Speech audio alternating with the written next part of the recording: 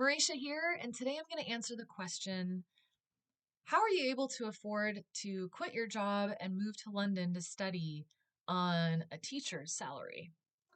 And in making sort of previous iterations of this video, I realized that this video is going to turn into basically like a financial advice video.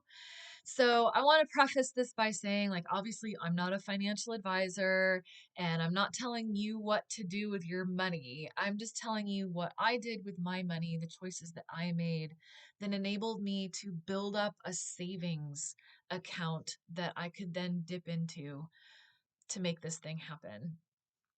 And I'm going to be talking about choices that I made and sort of comparing it to choices that I see other people make. And I'm not passing judgment on those people and those choices. Everybody has their own kind of financial priorities and their own things that they value more than others, and that's fine.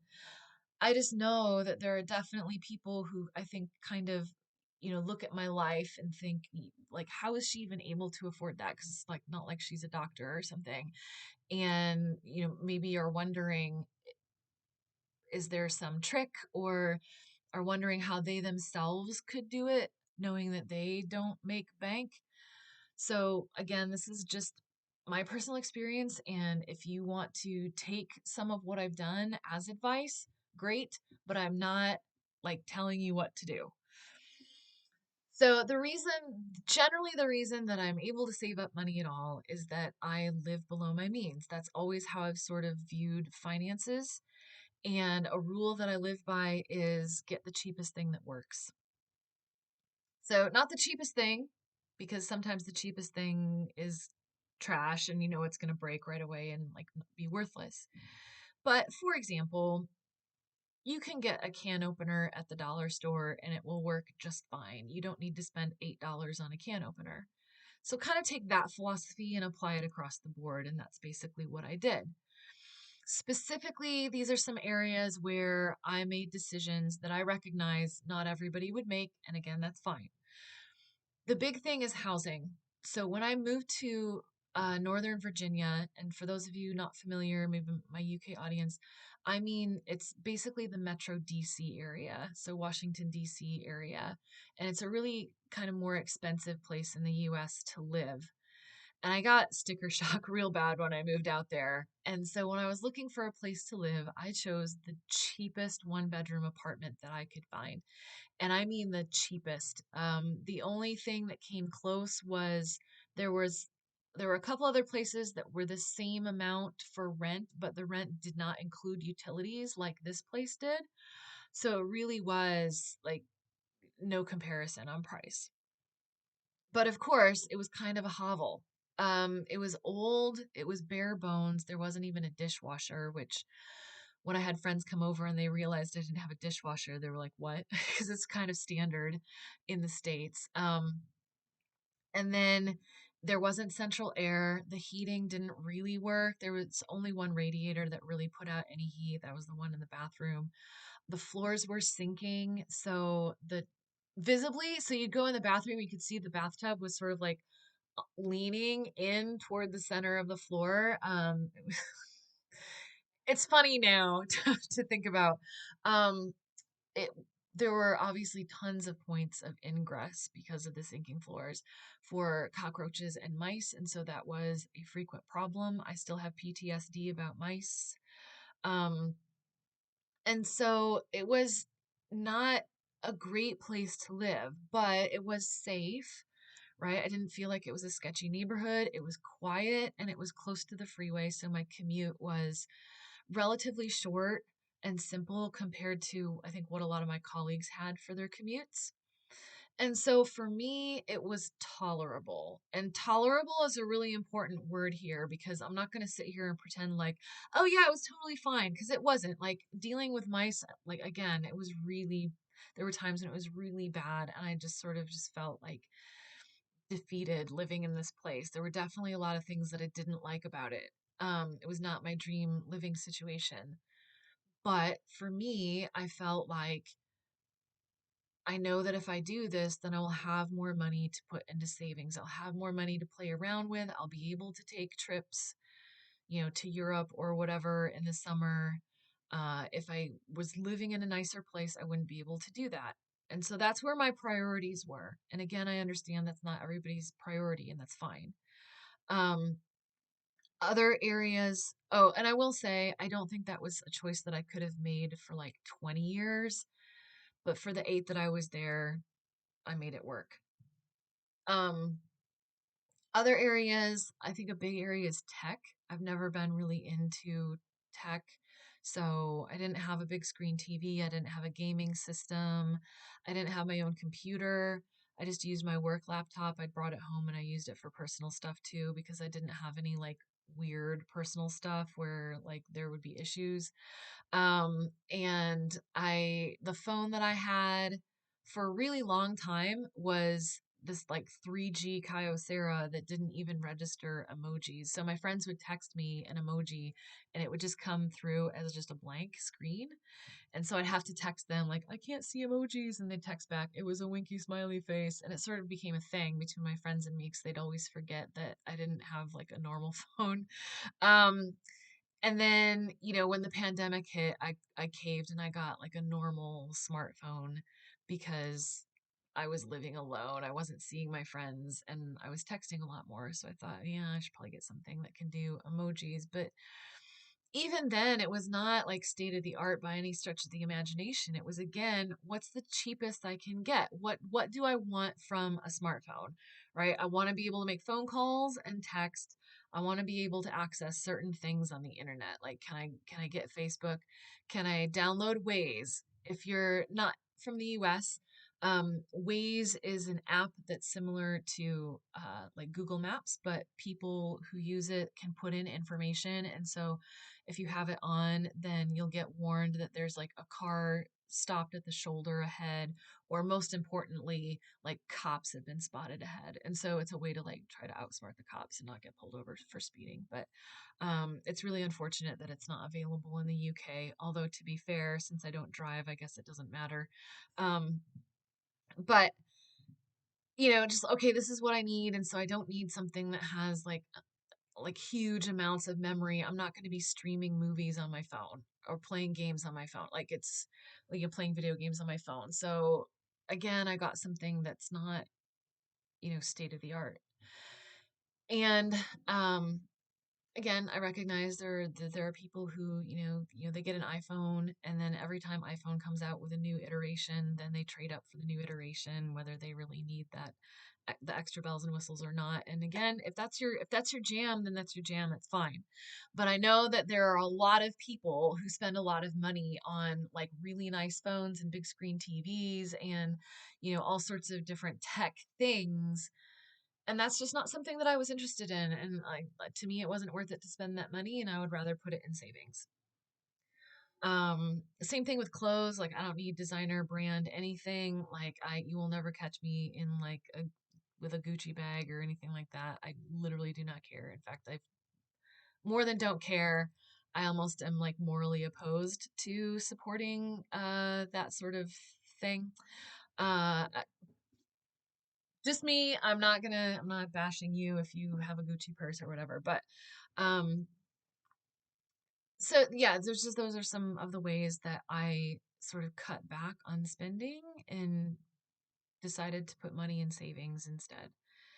In addition to that, I did work extra jobs. So in the teaching profession, a lot of schools, there's opportunities to make a stipend by, coaching something or being on a committee or something like that. And so, I did a lot of things where I got extra stipends and I tried to then not spend that money, but just live at, okay, this is the base level. Like, this is the salary that I started at when I moved here. And I know that I can live off of this salary because I did my first year here. So when I got extra money, either from stipends or because every year I moved up on the pay scale, I tried to then have that money just go into savings. And I think that a lot of people sort of have a mindset where the more money they make, the more money they spend. And their spending sort of like keeps par like with their income as it increases.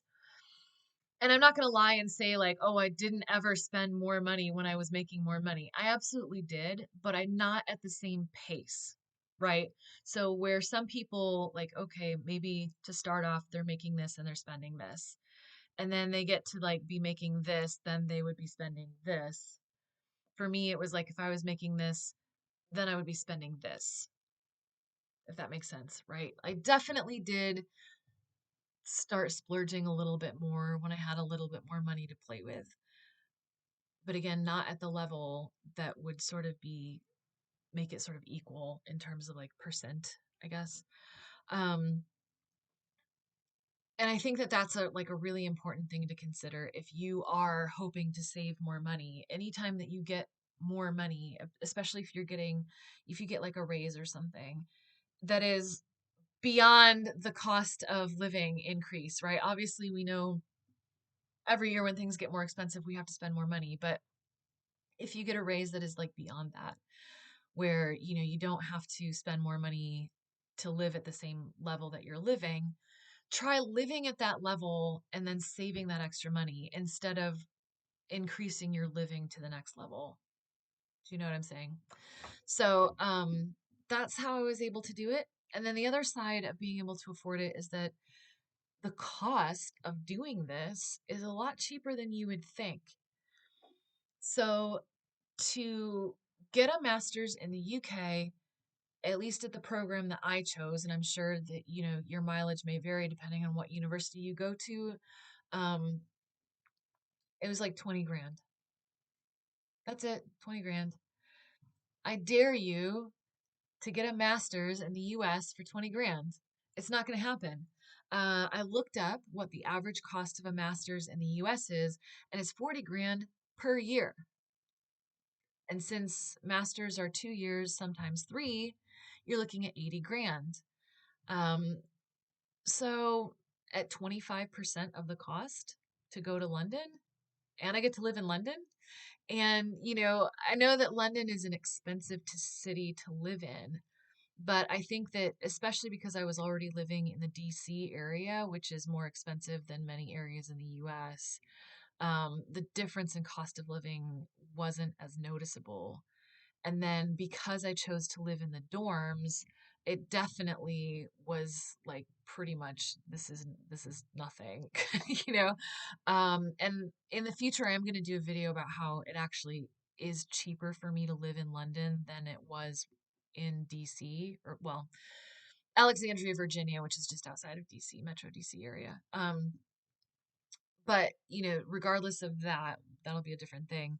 Yeah, I did look up, okay, what is it going to cost me for housing and then probably for food? Because I also continued to live the way that I lived in the States, and that is that most of the time when I was eating, I was cooking for myself, right? That's a lot cheaper than if you're eating out all the time. I guess, which is another way that I saved money, is that I did cook for myself quite frequently. And when I did eat out, I would always try to make it be 2 meals, right? So like box half of it to eat as a second meal or something. Um, and then so with the housing and the food and everything, all of that, it was maybe another 20 grand. So you're looking at 40 grand total for a year of your life. You get a master's when you're done and you have lived in London. And to me, that's incredibly affordable. That's the kind of money that I wouldn't mind taking a loan out for, because when you're considering the amount of loan that you would take again to get a post grad in the States, you know, you're way better off than most people with kind of the student loan debt that they have. It's way more affordable. And for me, fortunately, because I had been saving up over the course of 8 years, I didn't end up having to take a loan. I considered it because it is scary to, you know, be building up your savings for several years and then to make a decision where you suddenly see your bank account go right. Um, but it was, for me, it was an investment. And this is another thing that you should, I think, consider if you're thinking of, you know, doing what I did and moving abroad, studying abroad, etc. Um, Not every investment has to be a money for money investment. And I'll explain that in a second. But for me, it was an investment first in my mental health, that I was so burnt out from teaching during the pandemic and dealing with some of the things that I talked about in a previous video, and a couple of things that happened my last year that I'll talk about in an upcoming video, that my number one priority was not actually even getting a master's. My number one objective was to take a sabbatical and like look after my mental health. And so for me, that was a really important investment. And then the other investment was, it's a post grad degree and it's a win win. So at the end of this, if I end up having to go back into teaching, I'm automatically higher up on the pay scale because now I have a master's. And if I don't go back into teaching, that means that I was successful in my attempt to segue into something else. And employers will look at my resume and see that I have a master's. And regardless of the fact that it's in creative writing and not, like engineering or something, it still says that I have the discipline and the critical thinking skills and the writing and communication skills to get a master's. So a smart employer will recognize that. And on top of that, the fact that I did it by studying abroad, that I lived in another country, also a smart employer will see that and know that I then am going to be someone who is adaptable, who is a risk taker in, the positive sense of the word, who is able to get along with people from all different backgrounds, all of the kind of personality traits and skills that you pick up as someone who has lived abroad. So it's really a feather in my cap, and in many ways, it's an investment. So when you're thinking about how you're spending your money, not every investment has to be a money for money investment. Not everything has to be stocks and bonds and mutual funds and your IRA and everything. That's great, and I think it's important to do those things to build up a nest egg for retirement or whatever. But you can invest in yourself, right? You can invest in your education. You can invest in your character, right? Like the doing something like studying abroad or taking a course that might not necessarily be a practical course where you are thinking, oh, well, I'm going to do this because I want to do this job, but it's just something that you're interested in and will challenge you and sort of, help build some synapses in your brain. Those are investments in yourself and investing in your health. If you're going to buy a treadmill and actually use it, that's an investment in your physical health. And I think that is a a good investment. Not everything has to be like a monetary investment. And as someone who's really passionate about travel and thinks that like everybody should travel, I think travel is always a great investment. And research backs me up on this because it says that when we spend our money on experiences versus spending our money on things, we are happier. And when you think about it, that makes sense because not only is it true in terms of like the actual kind of dopamine levels that you get and how soon it wears off after you buy a thing versus how much longer it takes to sort of wear off after you've done a thing or experienced a thing, but also like people can steal your stuff. They can't steal your memories and they can't steal your character and the person that you have grown to be as a result of the experiences that you've had.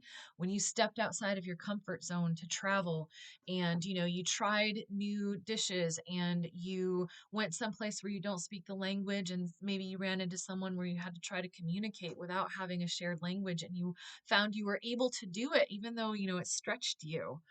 Those are things that then build who you are and no one can take that away from you. So that's kind of the long and short of how I was able to afford it and why I thought it was a good investment, like sort of what my priorities are. Again, I recognize that's not for everyone, and that's fine. But I would say that, my personal bias is that to encourage you to, if you're not able to move abroad, because I realize that is absolutely a privilege, and most people, they've got a partner, they've got kids or whatever, and that's not an option for them. Um, to at least consider maybe a short study abroad. Maybe there's something that you can find where you can go for, 3 months, and that's something you're able to finagle.